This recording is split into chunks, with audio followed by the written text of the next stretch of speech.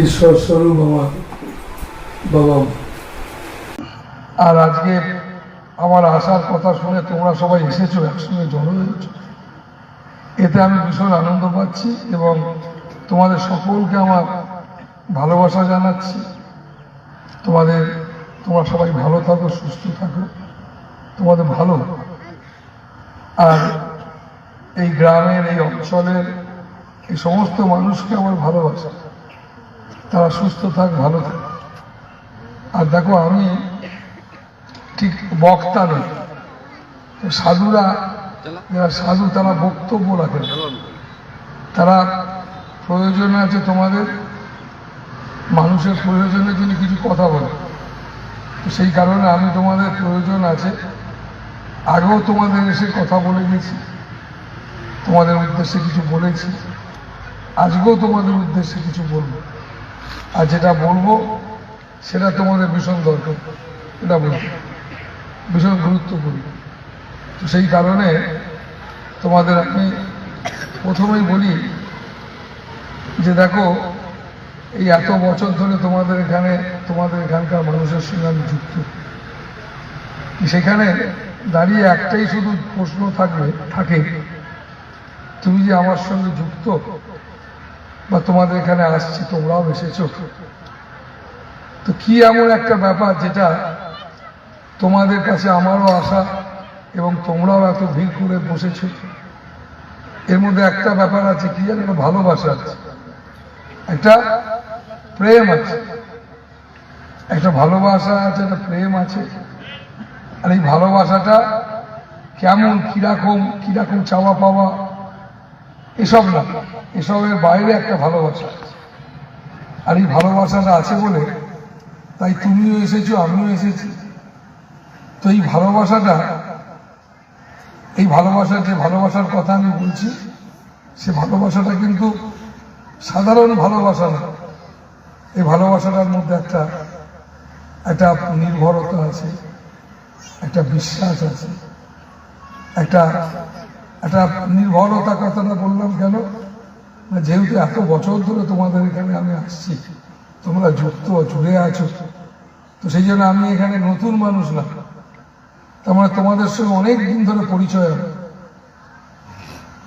এই 30 বছর কি 40 বছর তা না, এটা হয়তো জন্মান্তর ধরে তোমাদের সঙ্গে আমার পরিচয়। কেমন, এই জন্মান্তর কথাটা বললাম কেন না, এই কারণে বললাম না, মানুষ যতক্ষণ না পর্যন্ত আসল জিনিসটাকে জানতে পারে, ততক্ষণ মানুষকে এই সুখ দুঃখ ভোগ করতে হবে। শোক, ছেলে, বাবা, মা, মেয়ে, বউ, এরা সব একের পর এক মরে যাচ্ছে, নানান রকম কিছু হচ্ছে, মানুষ শোকাহত হয়ে যাচ্ছে। এই সমস্ত জিনিস এই জন্মান্তর ধরে মানুষ ভোগ করে। কেন ভোগ করে না? আসল জিনিসটা যতক্ষণ না পর্যন্ত মানুষ জানতে পারে। সেই আসল জিনিসটা কি, সেটাই মানুষকে খুঁজতে হবে। আর না খুঁজলে মানুষকে এই কষ্ট, তুমি যে যন্ত্রণা ভোগ করছো, এই যন্ত্রণা ভোগ করে চলতে হবে। তো সেই কারণে যারা সত্যদ্রষ্টা পুরুষ, যারা সত্যদ্রষ্টা মানে যারা তুমি কি করে ভালো থাকবে, সংসার কি করে ভালো থাকবে তারা জানে। তোমার ভালো থাকা, তোমার ছেলে মেয়ের ভালো থাকা, সংসার ভালো থাকা, এটা একমাত্র তারা জানে, এটা সবাই জানে। তাই তাদেরকে সত্যদ্রষ্টা বলে। সত্যদ্রষ্টা যারা, তারা বুঝতে পারে, বলতে। এই জন্য দেখবে যে সমস্ত মহাপুরুষ, তারা হাজার হাজার বছর আগে যেসব তারা বলেছেন, লিখেছেন, সেগুলো বই হয়েছে, সেগুলো আজকের দিনে ছেলে মেয়েরা পৃথিবীর যে কোনো জায়গায়, বড় বড় সোসাইটিতে সেগুলো নিয়ে সব চর্চা হচ্ছে, ছেলে মেয়েরা চর্চা করছে। কেন? এই কারণে চর্চা করছে না, আজকেও সেটা দরকার, সেটা হাজার হাজার বছরও দরকার ছিল মানুষের জন্য, সেটা আজকেও দরকার। তো সেই কারণে বাবা মায়েরা, তাই তোমাদের সঙ্গে আমার সম্পর্কটা জন্মান্তর ধরে কেন বললাম না, এই কারণে বললাম, শুধু এই শরীরটা নয়, তুমি এরকম অনেক শরীর ধরেছ, এবং এই শরীরটা ধরছো কেন জানো? তুমি আসল জিনিসকে জানো না। এই শরীর যেটা ধরছো সেটা তোমার না, এটা আমারও, শরীরটা আমার না। এই যা দেখতে পাচ্ছ এটা তোমারও নয়, আমারও। কেমন? তো তোমার শরীরটা যদি তোমার হতো তাহলে তুমি রাখতে তো চাও যে আমি অমর হয়ে থাকবো, কিন্তু পারছে না। কেন? এই শরীরটা তোমার না। এই যা দেখতে পাচ্ছ তোমার সংসারে, তোমার ছেলে মেয়ে, তোমার স্বামী বউ, যা দেখছো সব কিচ্ছু তোমার না, এসব আমারও না। এই আমার তোমার না, এটা হচ্ছে সেই বিশ্ব জগৎ জননী, বিশ্বপিতা প্রভু, যার কোনো নাম না, যার কোনো নাম, কেউ তাকে অনেক নাম দিয়ে মানুষ ডাকে, নানান, যার যে নাম ভালো লাগে সেই নামে তাকে ডাকে। তেমন শিব, আমাকে কতজন বলে, কেউ বলে নীলমণি, আমার চোখ দুটো নীল, তাদের নীল মানে হচ্ছে, নীলমণি হচ্ছে শিবের এক নাম। আমার চোখ দেখে বলে এটা নীল, সে আমাকে বলে, কেউ ঠাকুর বলে, কেউ বাবা বলে, কেউ মহারাজ বলে, কেউ স্বামীজি বলে, কেমন, কেউ নীলমণি বলে, কেউ বলছে নানানজন নানান কিছু বলে ডাকছে। তো যে যেভাবে ডাকছে, সেই ডাকছে তো সেই একজনকে। ঠিক তেমনি তোমার যেটা প্রাণ চায় তুমি সেভাবে ডাকবে। ডাকবে কেন না? এই কারণে ডাকবে যাতে এই সুখ দুঃখ, এই যন্ত্রণা, এই যে ভোগ করছো, বুঝলে, এইসব ভোগ থেকে যাতে তুমি, এর থেকে তুমি যাতে বেরোতে পারো, তার জন্য মানুষ এই জন্ম লাভ করে। তাই মানুষ, সে একমাত্র মরে গেলে আর জন্ম নেয় না। ঋষিরা বলে যে তুমি মরে গেলে আর জন্ম নেবে না। কখন যে সেই মরতে পারে, তোমরা ভাবি শুধু একটা গল্প শোনো, বুঝলে। তো এক রাজ্যে 4টি ছেলে,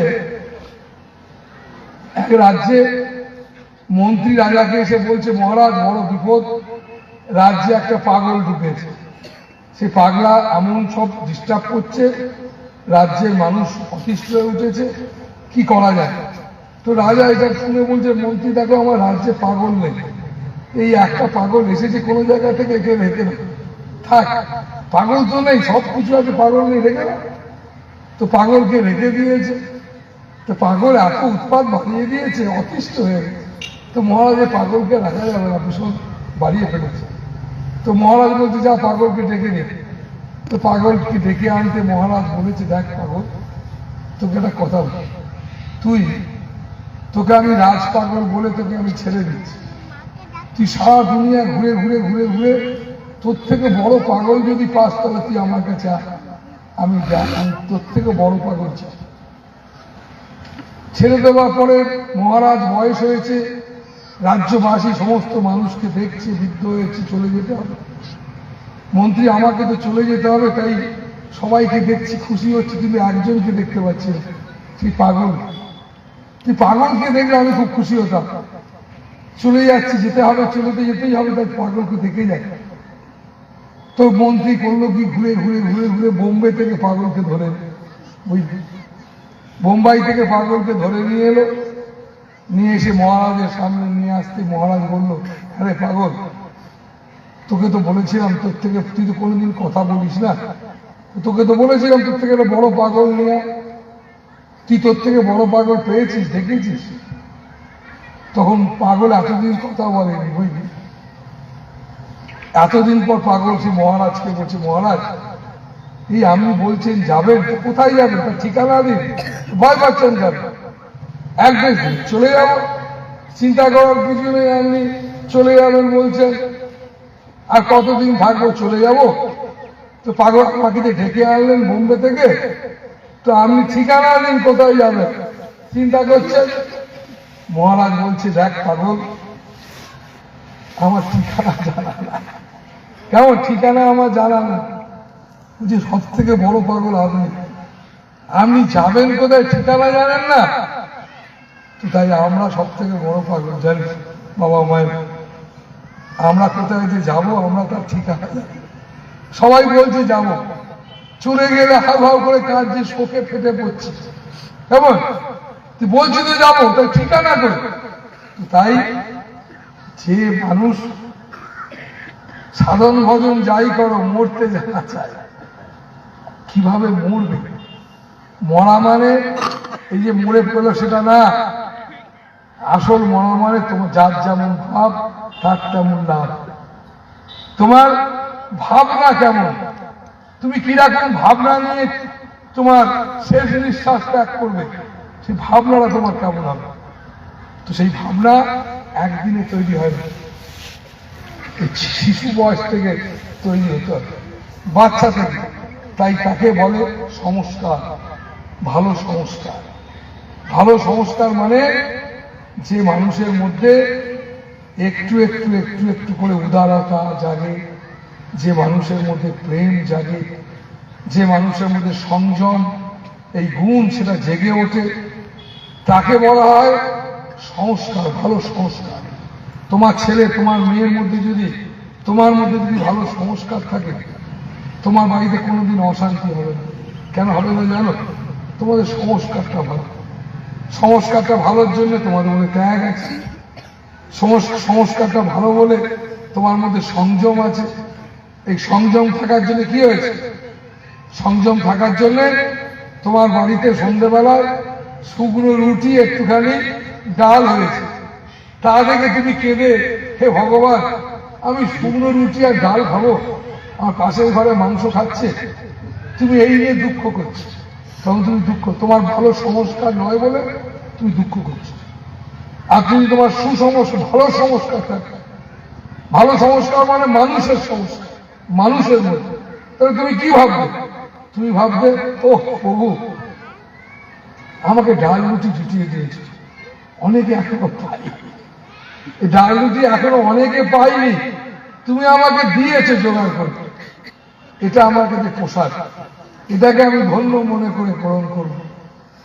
যদি তুমি ধন্য মনে করে গ্রহণ করো, ওই ডাল রুটিটাই, পাতলা ডালটাই তোমার কাছে খুব পোশাকের মতো তৃপ্তি লাগবে, তাহলে নিশ্চিত তুমি একদিন এক মাংস খাবে বা মিষ্টি খাবে তা না, তুমি একদিন অনেককে মাংস মিষ্টি দিয়ে খেতে পারবে। কেন বলো তো? না, তুমি যেটা পেয়েছো তাতেই তুমি তৃপ্তি না, খুশি না, তুমি এর থেকে আরো খুশি চাইছো। তুমি যেটা পেয়েছো তাতে খুশি না, তুমি এর থেকে বেশি চাইলে তুমি কি ভাবলে খুশি হবে?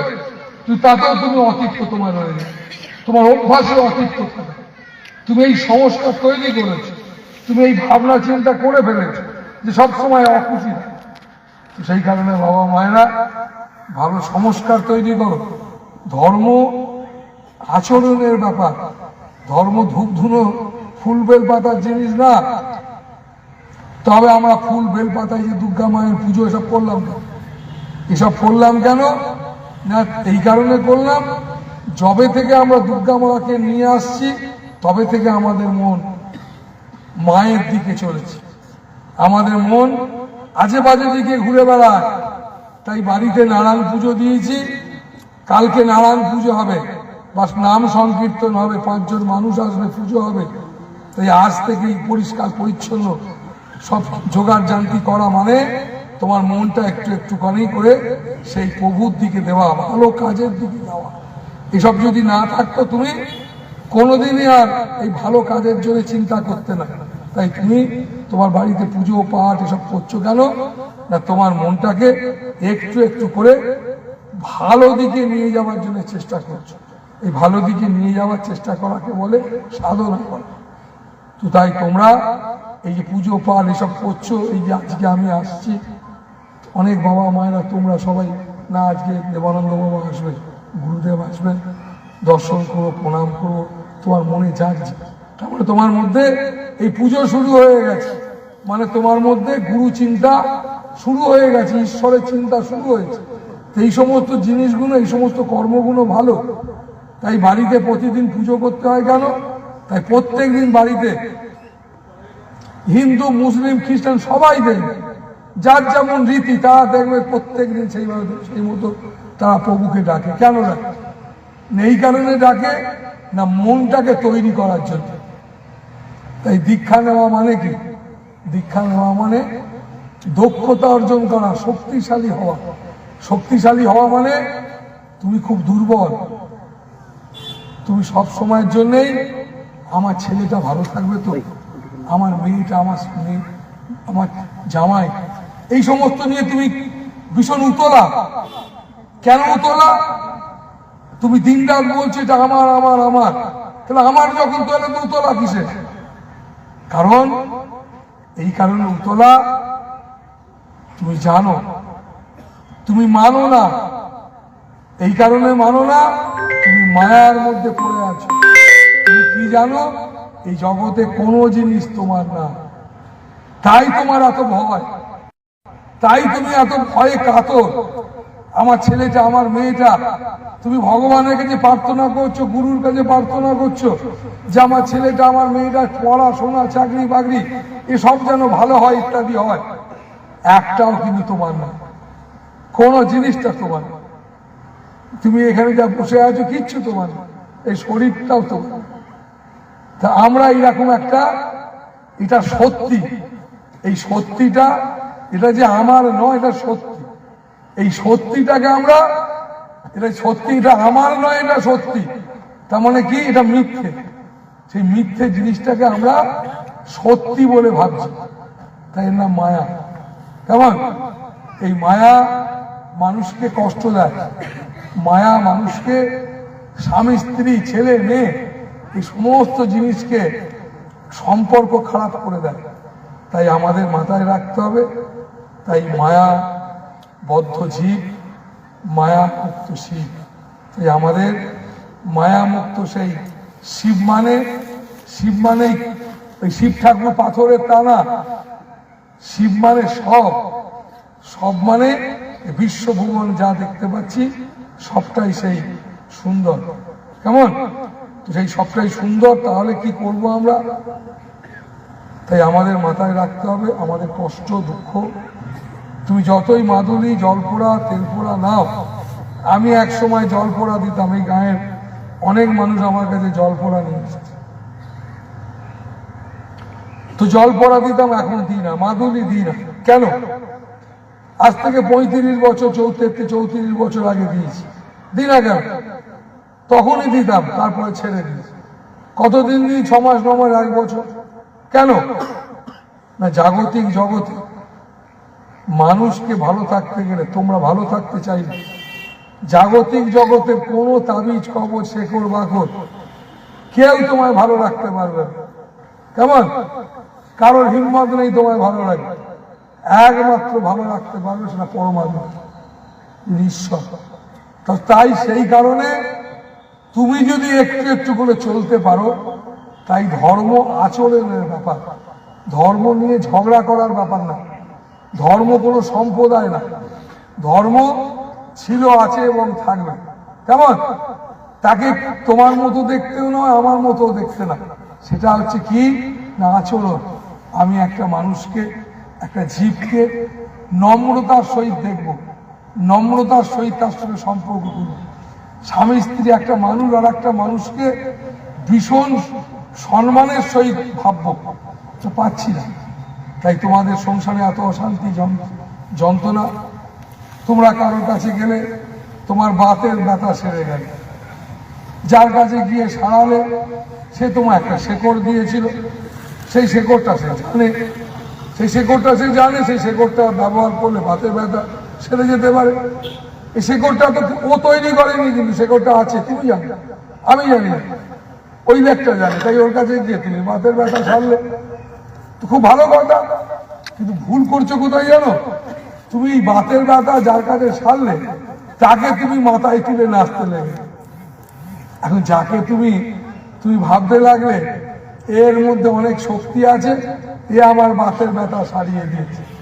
ওর এই লোকটার মধ্যে শক্তি নাই, শক্তি আছে শেকড়টার মধ্যে, শেকড়টা সম্বন্ধে সে জানে বেশি, শেকড়টার গুণেতে তোমার ব্যথা সেরেছে, সেটা ঠিক কথা।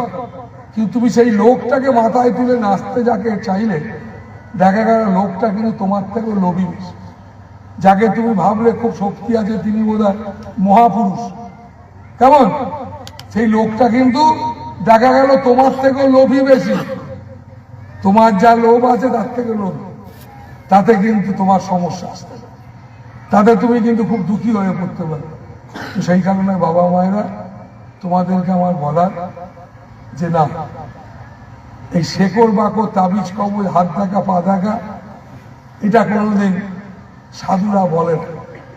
সাধু মানে এই বেশটা না, সাধু মানে একটা মুক্ত জীবন, যার মন সর্বদা সেই সচিদানন্দের মধ্যে যিনি বিরাজ করছেন, যার ভেতরে সবসময় সেই পরম আনন্দ লীলা করে, যিনি সবসময় যার মন আর মন নাই, যার মন সেই পরম আনন্দের লীলাতে মগ্ন। কার মধ্যে যে সেই পরম আনন্দের লীলায় মগ্ন, তিনি হচ্ছেন মহাপুরুষ, তিনি হচ্ছেন সাধু। তুই তাই তাদের কাছে মানুষ যদি যায়, তার জন্য সাধু সঙ্গ করতে বলছে কেন? ওরে তাবিজ কবজ মাদুরি লাগবে না, মাদুরি লাগবে কেন?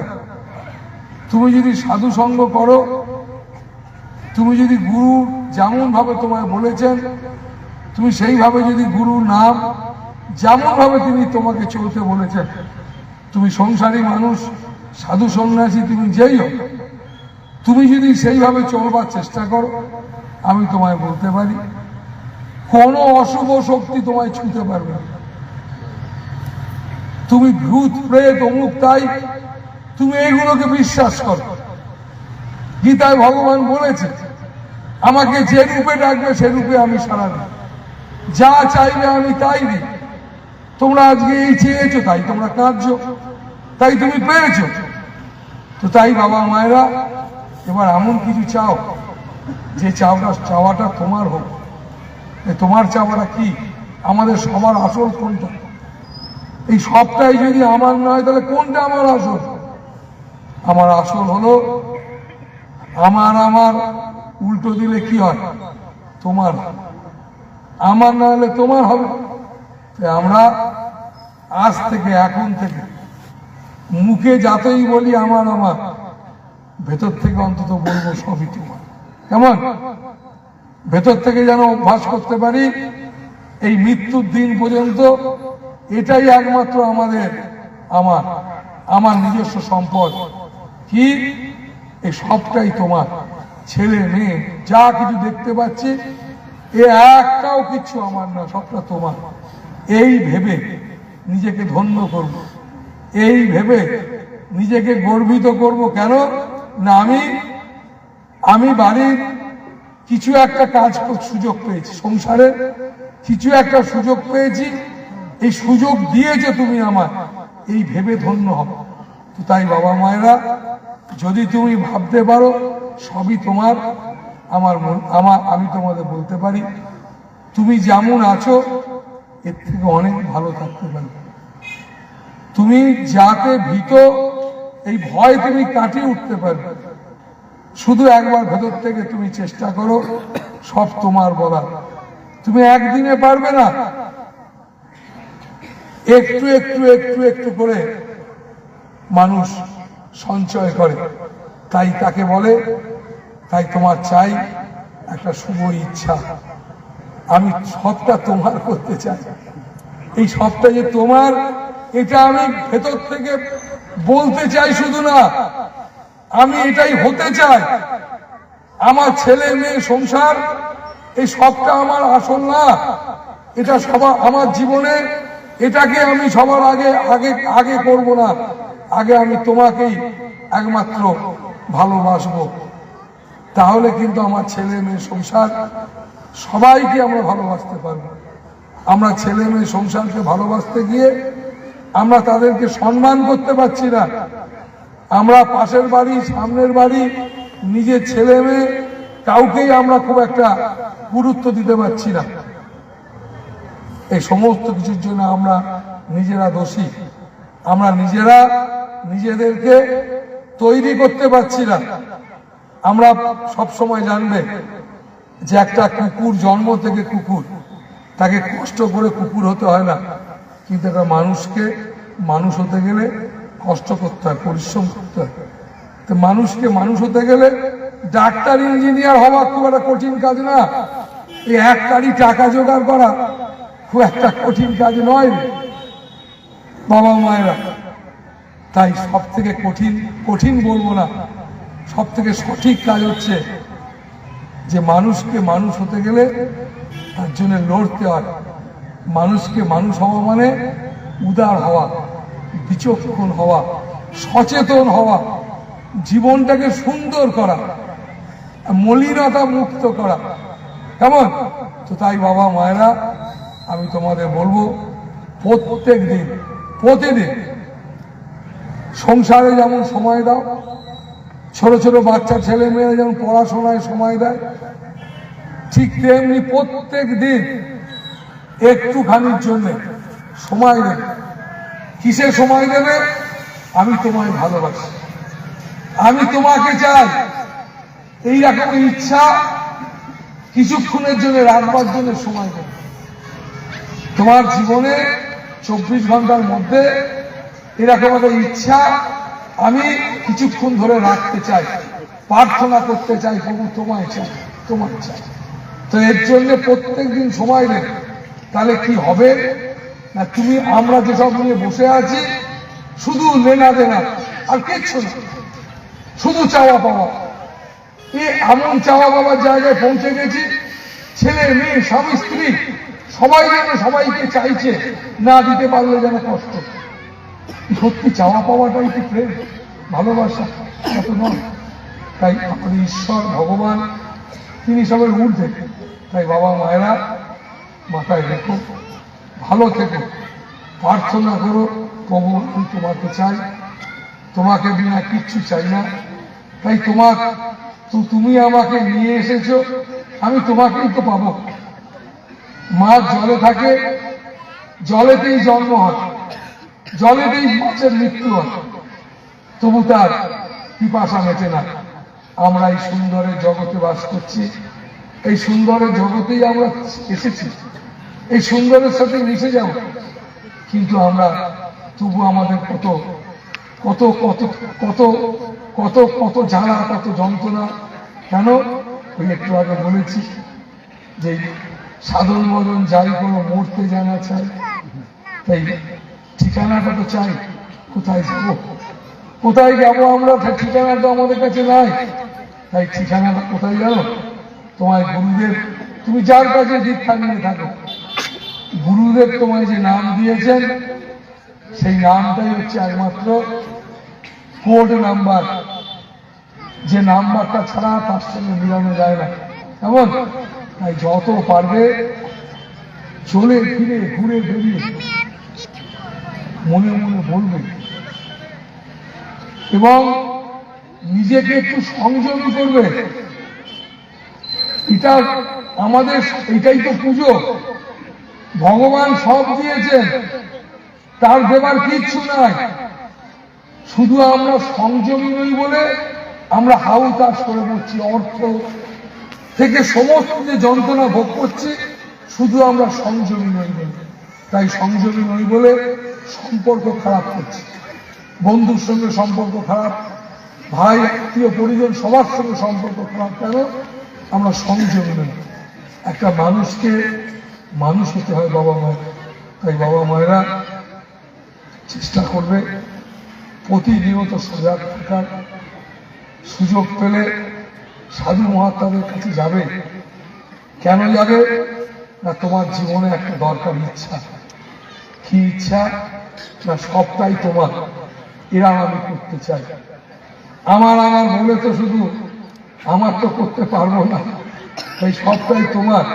এটা যদি আমার জীবনে একটুখানি করতে পারি, একটুখানি যদি, একদমই তো নাই, পারছি না, একটুখানি এই জীবনে যদি করতে পারি, এটাই আমার সাথে যাবে। এই ইচ্ছাটাই একমাত্র আমার সাথে যাবে। আমি তোমায় পাইনি বলে নিশ্চিত যারা, কিন্তু আমার না পাওয়ার যে ইচ্ছাটা, এটা যেন প্রভু থাকে, তাহলে আমি নিশ্চিত তোমায় পাবো। নিশ্চিত আমি সেখানে পৌঁছে যাব, সেই আনন্দ নিকেতনে, যেখানে শুধু আনন্দই আনন্দ।